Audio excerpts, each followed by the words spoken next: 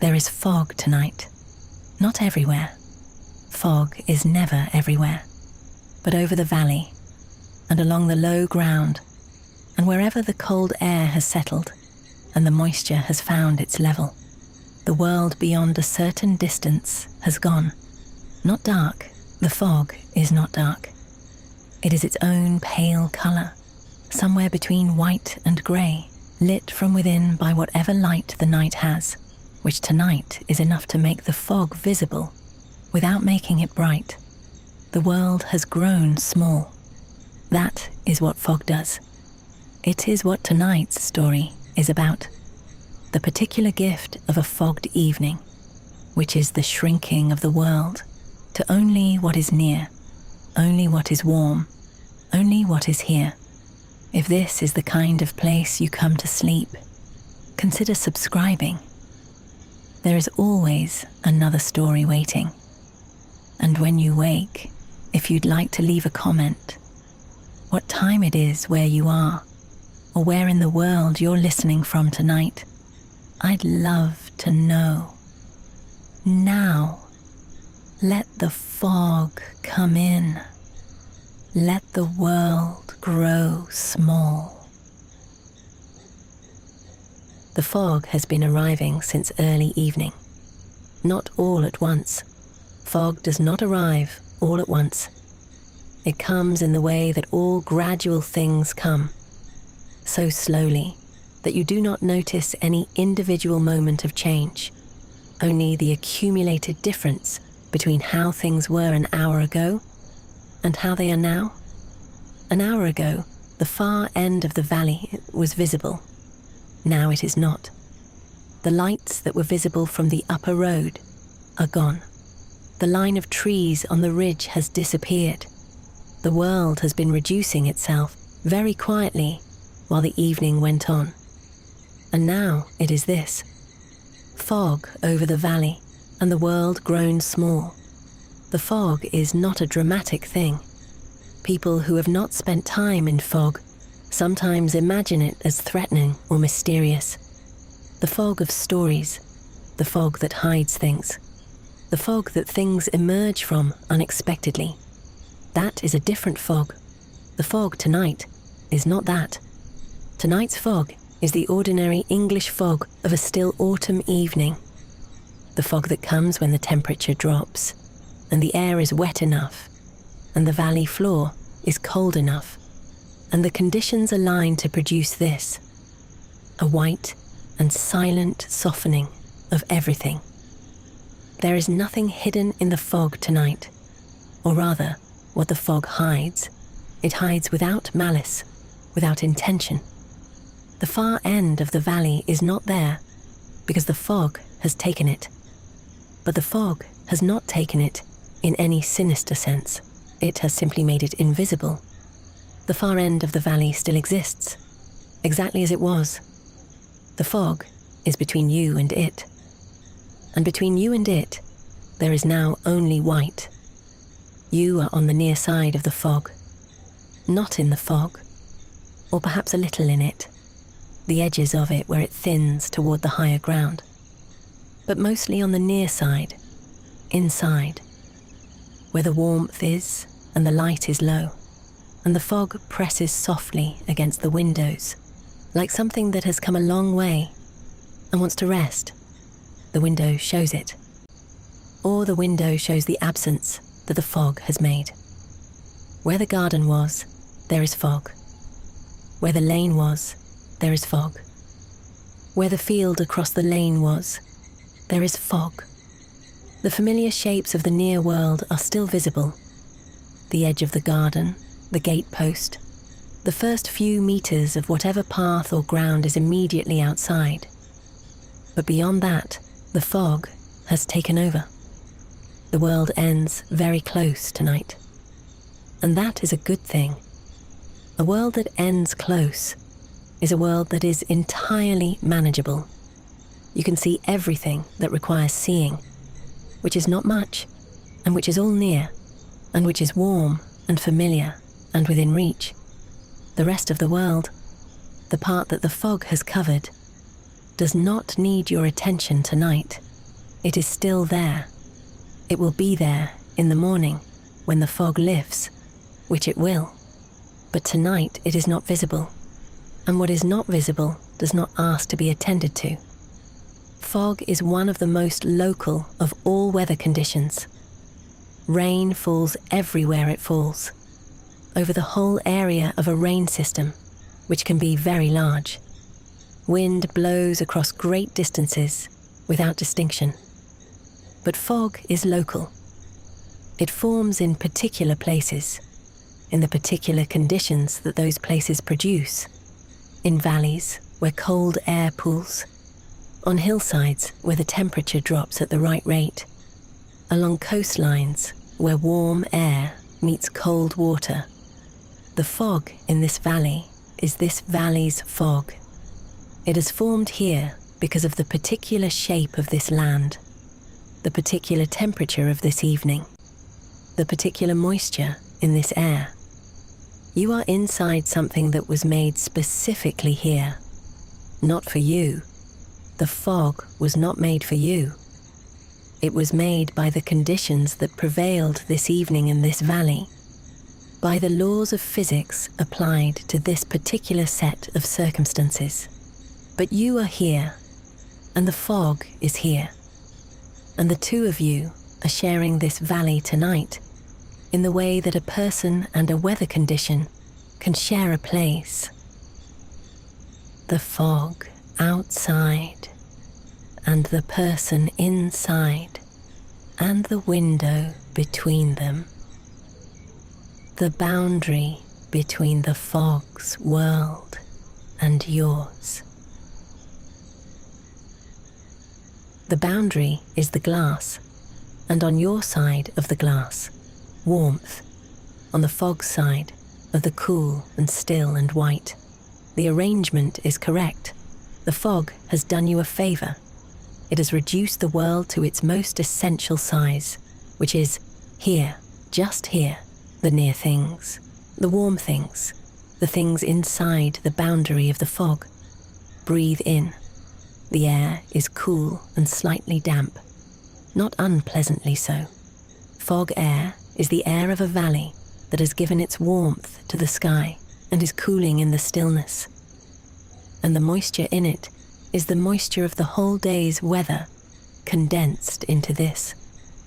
You breathe it in, and it is cool and thick and slightly sweet in the way that fog air is sometimes sweet. Something in the particular combination of moisture and earth, and whatever the night is made of. Breathe out. The fog receives it. You are inside something tonight, not just inside the room, inside the fog, inside the small world that the fog has made. And the small world is warm and close and entirely sufficient. The fog has removed the distance. This is the first and most significant thing the fog does. It takes the distance away. The hills on the far side of the valley, gone. The town, if there is a town, whose lights would normally be visible from the upper road, gone. The sky, which on a clear night would be visible from horizon to horizon, gone. Replaced by the fog's own pale non-sky, neither cloud nor ceiling, but a softness that begins just above the visible world and extends upward to wherever fog ends, and whatever is above begins. Gone also the sense of scale. On a clear day or night, the world has scale. You can see how far things are. You can see that the hill is a mile away, and the town is 5 miles away, and the sky is very far above both. The scale of the visible world produces a sense of your own size within it, correctly small, in the way that a person is correctly small against a landscape. But fog removes scale. In fog, the world has no depth beyond what is near. Everything visible is at roughly the same distance, close. And in a world where everything visible is close, you are not small. You are simply here, in the middle of the close world, and the close world is the only world there is. This is not a false impression. It is the impression that fog creates, and like all impressions, it has its truth. Right now, the world that you can see is the world that is close, and the world that is far away is not, for the purposes of tonight, the world that concerns you. The concern is always with what is near, and what is near tonight is only this: the warm room, the window with its fog, the quiet, the few close things that the fog has left you with. The fog has also removed the noise. Not all noise. Nothing removes all noise. But the particular carrying quality of sound over distance, which usually means that sounds from far away arrive here, have been changed by the fog. Fog does this. It absorbs some frequencies of sound. It scatters others. And the net effect is that the soundscape of a fogged night is quieter and more interior than the soundscape of a clear night. The sounds that remain are the nearby sounds, the sounds of the immediate world, a car somewhere, muffled to a whisper, the sound of the fog itself, which is not a sound, but an absence, the particular acoustic of a landscape that has been softened and damped and enclosed by a layer of suspended moisture, the sound of inside, which is the primary sound now. Whatever warmth and quiet and small domestic sounds belong to the room. The fog has given you only the near sounds, as it has given you only the near world, as it has, in a way, given you only the near version of yourself, not the self that is visible from far away, not the self that exists in relation to the distant world and all its demands, but the self that is here, in this room, in this fog-enclosed evening, warm and still and attending only to what is immediately present.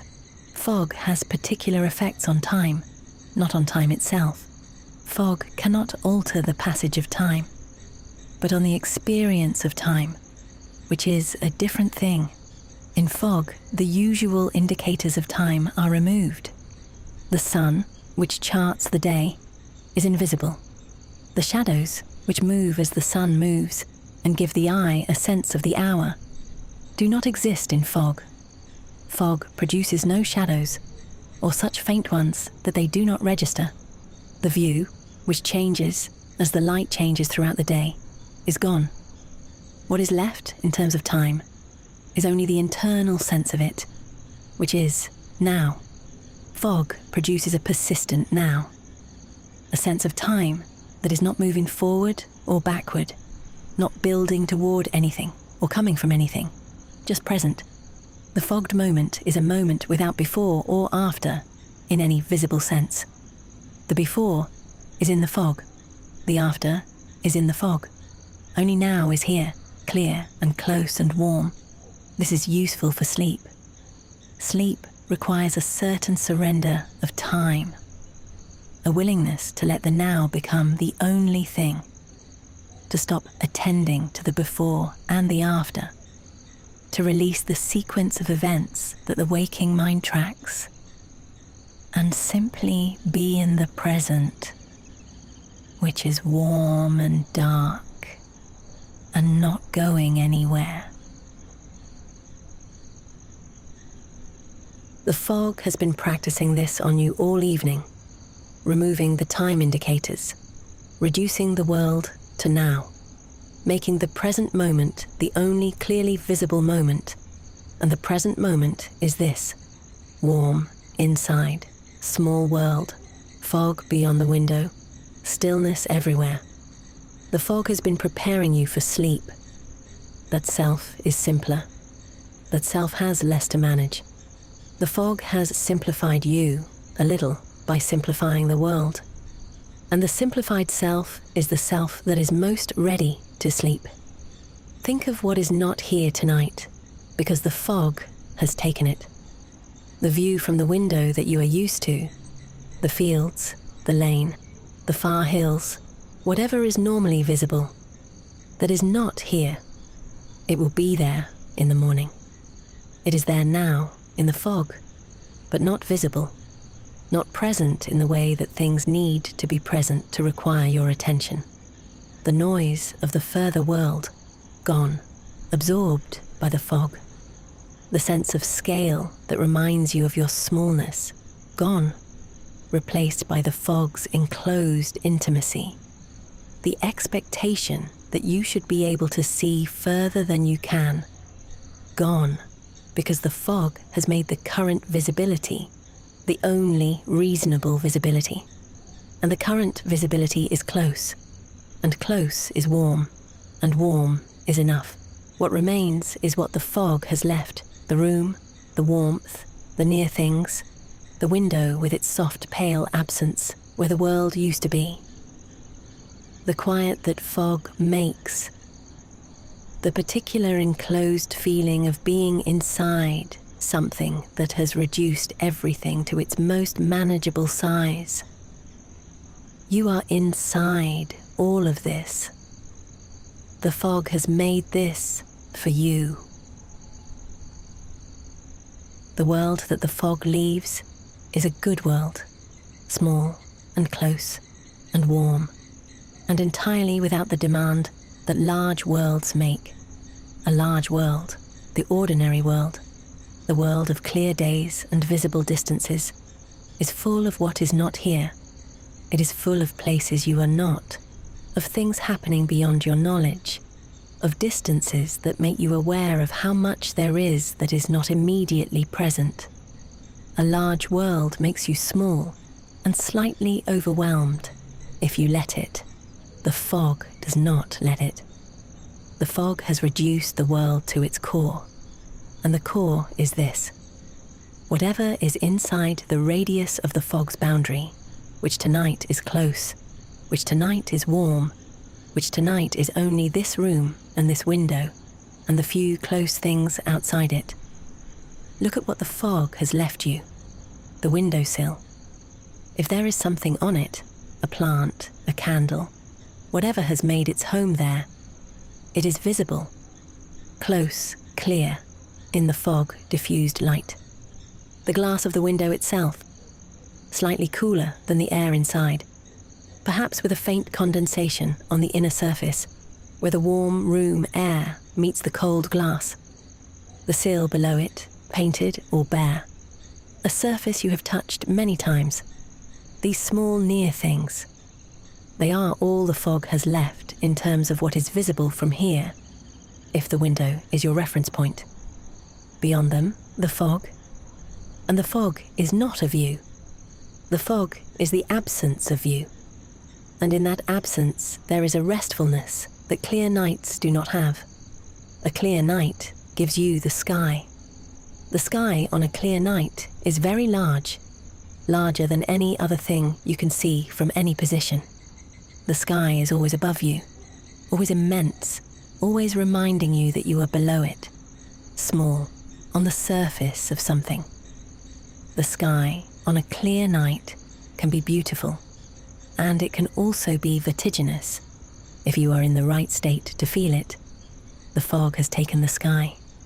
In its place, the fog's own non-sky, which is close and enclosed and has no depth to it that is vertiginous.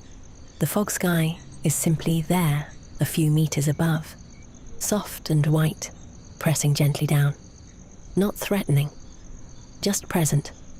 The closest possible sky, the sky that the fog makes when it removes the real sky and leaves only the whiteness. You are under the closest possible sky tonight, the closest possible world. And your body has been responding to this closeness all evening, not dramatically. The body does not respond dramatically to fog, but in the way that the body responds to enclosed and protected spaces, by releasing, by softening, by beginning the slow process of deciding that the world is small enough and safe enough that alertness is no longer required. Your shoulders have been releasing since the fog arrived. Your jaw has softened. The muscles of your face which maintain their expressions through the day, the small concentrations of effort that the day requires, have been releasing gradually into the softness that the fog induces. There is a particular kind of safety that enclosed spaces offer, not the safety of strength or defense. The fog is not a wall. It would not stop anything that wanted to come through it, but the safety of enclosure itself, which is a different thing. The safety of knowing where the boundary is, the safety of the small world in which everything within the boundary is known, and everything outside is simply out there, in the fog, not requiring attention. The nervous system responds to this. The nervous system, which spends most of its waking hours in a state of moderate alertness, monitoring the environment for things that require response, keeping the body ready for whatever the world might present, recognizes enclosed and bounded spaces as safe. It is an ancient recognition, older than any individual nervous system, built into the architecture of the system over the long course of evolution. The enclosed space means the threats are outside. In here, the threat density is low. In here, the alertness can be reduced. The fog has reduced the threat density to 0. There is nothing in the fog world tonight that requires alertness. The fog world is warm and quiet and close and entirely familiar. There is nothing in it that is new, nothing that is unexpected, nothing that has not been here all evening. The nervous system has registered this, and it is releasing, accordingly, the alertness it has been maintaining, releasing it into the fog, into the warmth, into the small and sufficient world that the fog has made. The fog world is a safe world, small and enclosed and visible in its entirety. There is nothing in the fog world that is outside your awareness. The fog has made everything outside your immediate awareness simply not visible, which amounts, for the purposes of tonight, to the same thing. The fog world is a world you can completely perceive. It has no part that is hidden from you. Everything is here, and everything is close, and everything is within the warm and steady boundary of the fog. Your body knows it is safe. It is releasing accordingly. The fog has a sound, which is the sound of the absence of sound. This is not a paradox. The soundscape of a fogged night is distinctly different from the soundscape of a clear night, and the difference is characterized by what is missing.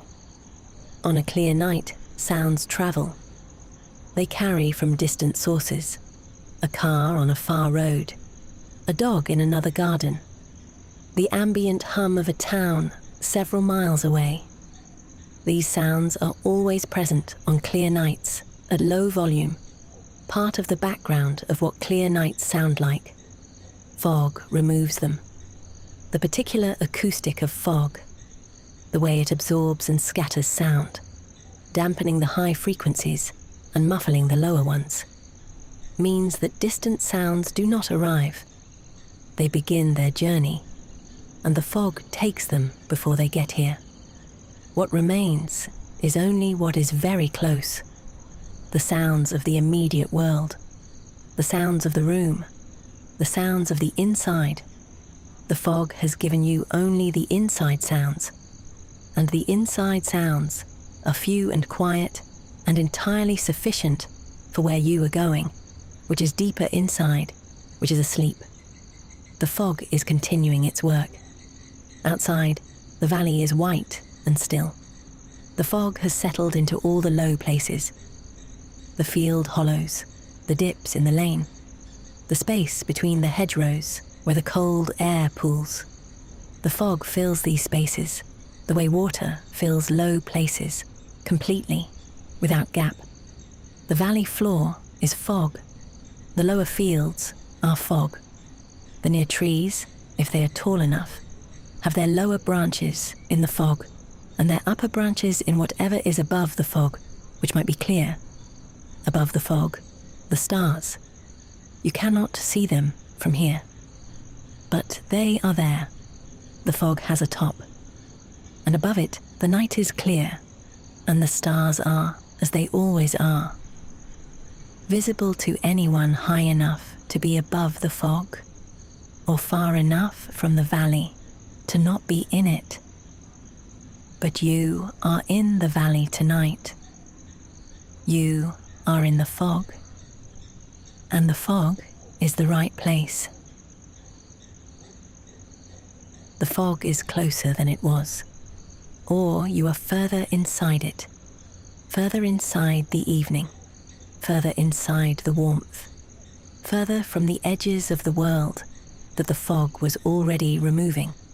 The world is very small now, not threateningly small, correctly small, the size of a room, the size of the near things, the warm things, the things that are immediately present. Everything else, the valley, the lane, the fields, the far hills, the town, the larger world with all its distances and demands, is on the other side of the fog, which is another way of saying, it is not here. It is not here. And that is the right condition for this hour. The mind is doing something similar. The mind, at this depth of the evening, is doing what the fog does to the landscape.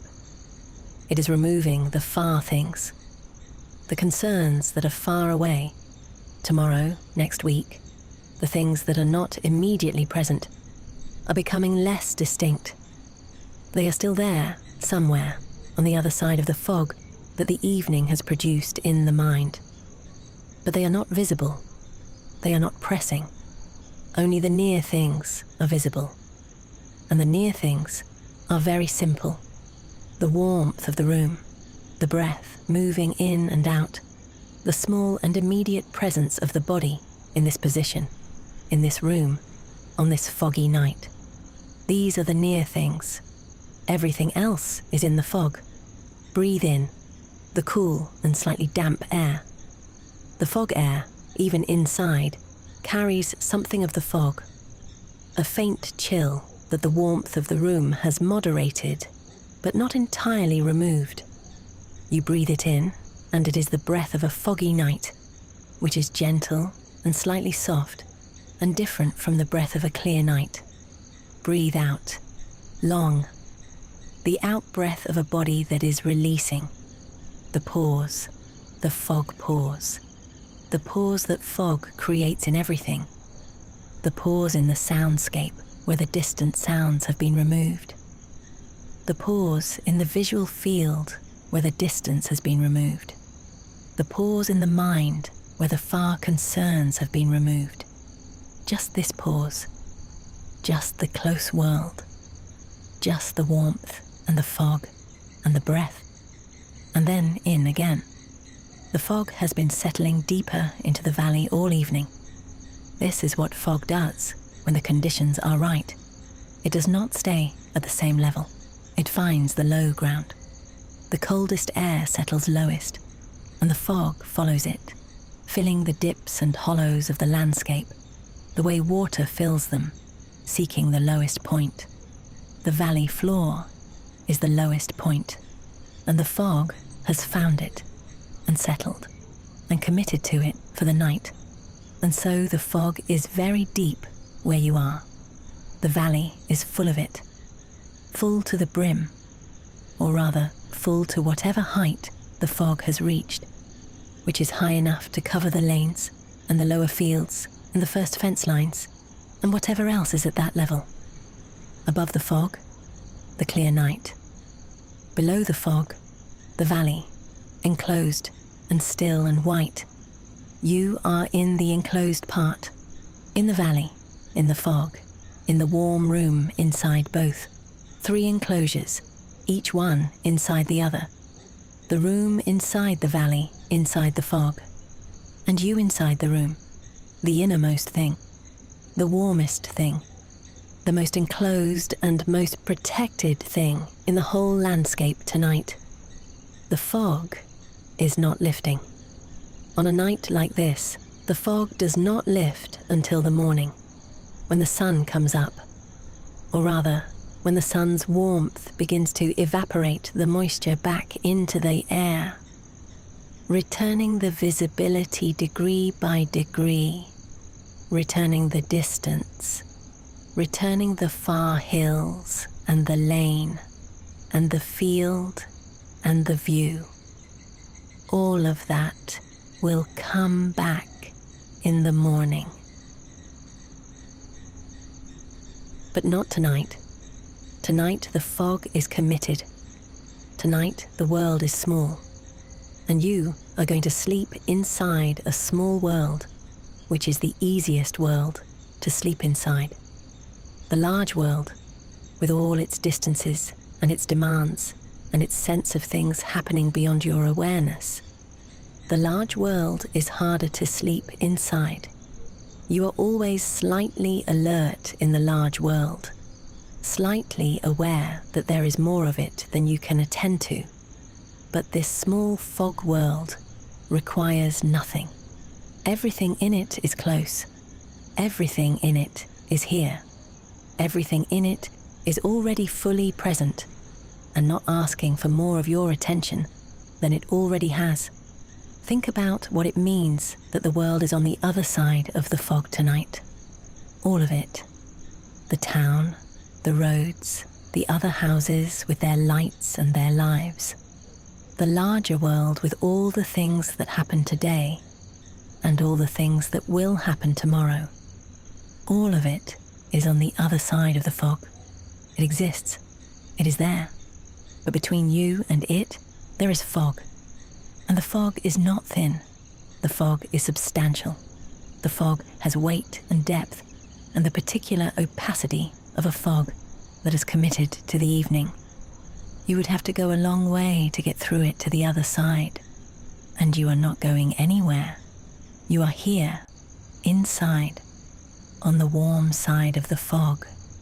And the fog is between you and everything that is not here, which means the fog is doing the work of separation that the body and the mind do every night when sleep comes. The fog is separating you from the world. The fog is making a space, a warm and close space, in which you are not the world, and the world is not you. You are just you. Here, small, inside the fog. That is enough. That is everything.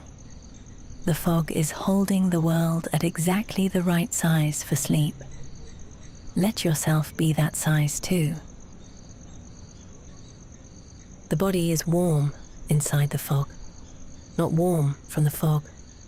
The fog is cool, warm from the room, from the covers, from the body's own steady production of heat, which continues through the night as reliably as anything continues through the night.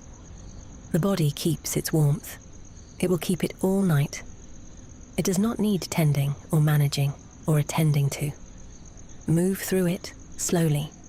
The head, heavy. The fog has done something to the head. Filled it, perhaps, with its own quality, with a soft and slightly obscured version of thought that is not quite thinking and not quite not thinking. The head is fogged, in the best sense. The sharp thoughts of the day have been softened. The edges of things have blurred. The head is doing fog's work on the mind, which is the work of gentle obscuring. The forehead, smooth, nothing held there. The fog does not ask for concentration. It asks only for reception, for the willingness to receive the world as small and close and soft. The eyes, closed, or very nearly. Behind the lids, the warmth of the room and the faint paleness of the fog. Not darkness exactly. The fog colour, which is white-grey and gentle, and very close. The jaw, soft, the lower jaw with its own small weight. The fog has reached here too. The muscles that hold and brace through the day are fogged now, soft now, unable to find the urgency that makes muscles hold. The neck, not working, released to whatever holds the head. The fog has taken the urgency from the neck, the way it has taken the distance from the view. The shoulders, low, fog low, the lowest they have been all day, all week. The fog settles on things and makes them heavy, and the shoulders have been settling with it all evening, responding to the fog's gentle weight by finding their lowest and most natural position. Let them be there. The arms, both of them, heavy with the fog's quality. Not literally. The fog is outside, or mostly outside, and the arms are inside and warm, but they carry the heaviness of a fogged evening, the heaviness of a world that has grown small and close, and does not require them to reach anywhere. The hands, warm, each finger loosely where it is. The fog is outside, the hands are inside. The hands are not going anywhere tonight. The chest, rising and falling, slowly, with the fog's own pace. In, the slightly damp, cool air, the fog air of an enclosed night. Out, long, releasing, the out-breath of a body inside a small and protected world. In, out, the fog, the back, all of it, the full length of the spine, resting against whatever holds it. The fog has pressed the world close on all sides, and the back is resting against the close world, the warm side of the small world that the fog has made. The legs, long and heavy, both of them, the fog weight in everything. The legs that have been in the world all day, that have carried the person through the distances of the day, are resting now in the fog world, which has no distances. The feet, at the end of everything, warm. The fog is outside. The feet are inside.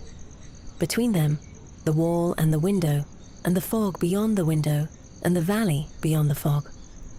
All of that distance, in just a few meters, and the feet warm on the inside of all of it. The whole body, from the crown of the head to the soles of the feet, warm inside the fog, close inside the fog, small inside the fog, and safe. The fog and the sleep are the same thing now, both of them doing what they do, removing what is far, leaving only what is near, making the world small enough to rest inside. The fog has taken the valley. Sleep is taking the day. Both of them gently, both of them without asking. The world is very small now, the size of this room, the size of this warmth, the size of the breath moving in and out, which is the smallest possible world. Just this, just the breath, just the body that holds it. The fog outside is still. No wind to move it, no sun to lift it. It will be there in the morning, thinner perhaps, the edges of it starting to dissolve when the light comes. But for now, for all the hours between now and morning, it is there, over the valley, over the lane, over the near field and the far field, and everything between. The world on the other side of the fog is asleep, or it is continuing without you. Either way, it does not need you tonight. You are inside the fog, inside the small world, inside the warmth. The breath is very slow. In, the fog. Out, the fog. The pause. Very long. The fog filling the pause. And then in again. The body is still. The world is small. The fog is patient. Sleep now. The fog will be here when you wake. The valley will be white and still. And slowly, as the morning comes, the world will grow large again. The fog will lift. The distances will return. The far hills will come back. Everything will come back. But that is morning. Now is the fog. Now is the small world. Now is the warmth and the close and the still. Sleep. The world has grown as small as it needs to be. Just this. Just here. Just the fog and the warmth and the breath. Sleep.